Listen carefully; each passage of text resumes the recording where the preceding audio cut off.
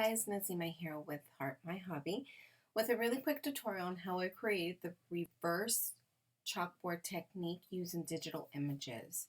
My image is from the Heart Stamps. It's a new release. It's called Back to School Snowman, and he is awfully cute. He comes with all these sentiments and all these little extra accessories, and you can create cool things like these borders with the pencils and the apples. Um, it's a very cute set, and I think everyone should have one. So this is the card, this is the technique, and this is a digital image. So I'm going to show you how to create this look of like the chalkboard effect. Okay, I'm using a program. It's an online program called Pick Monkey, and it's absolutely free, and I love it. And for being free, it's pretty awesome. I use it a lot, especially to tweak my images a little bit and apply my watermarks especially. And you can do that all in the edit portion of this program. But today we're going to be using T Design. When you open Pick Monkey, this is exactly what it looks like. So double click on that T Design and it's going to take you here, which is just a canvas. It's a blank page. We're going to change that canvas to black. Now, if you own a color printer, you can play around with whatever background you want. If you want that green chalkboard effect, the old school green. Yes, I just dated myself, but that's okay. You are more than welcome to do so. I mean, they've got some pretty cool colors, and they're very vibrant. So anyways, I don't own a color printer, so my only option is black.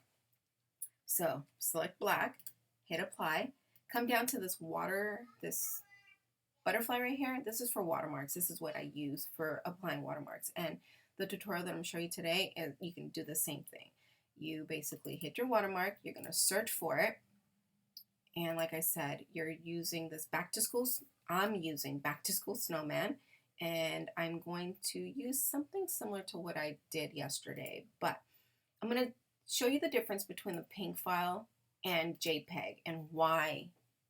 You'll see why you need to use ping files. Okay, JPEG files. When you open it and it opens on your black canvas, this is what it looks like. Black and white. Now, if I wanted to do any changes to it, I really can't. It kind of just fades away. It either turns all the way white or all the way black. It just gets lost. Okay, that's JPEG. Now, come back over here, open the same file, but in ping. Look what happens. You don't see it. That's because the background within the image file is transparent. It's going to blend or pick up the color of your canvas. Now, since the text is black, you don't see it. Now, this is where the fun begins. Ta-da! There it is. See, you're able to change the color of the text. Look at this.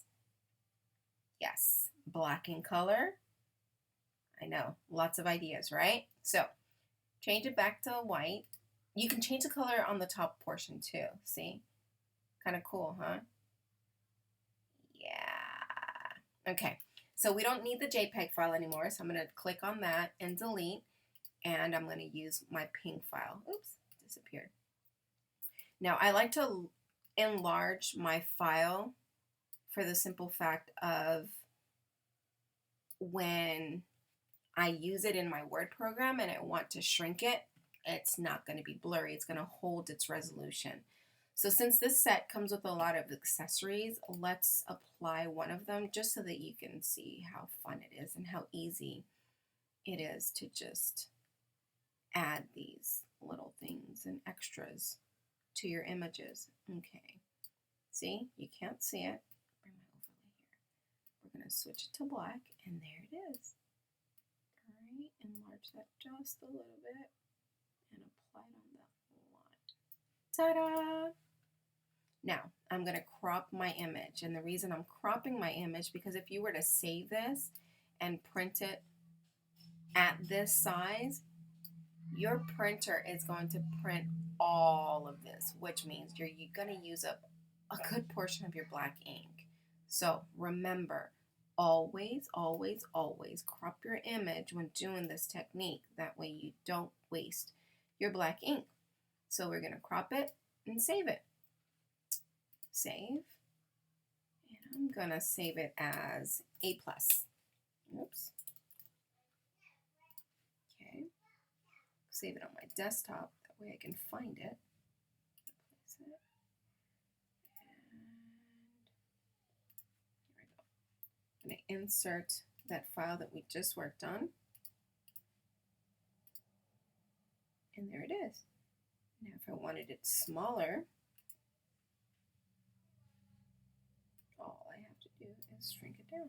And you don't lose any of your resolution.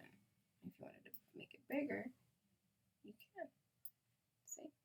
Now, you are going to print this on white cardstock, not printer paper, white cardstock.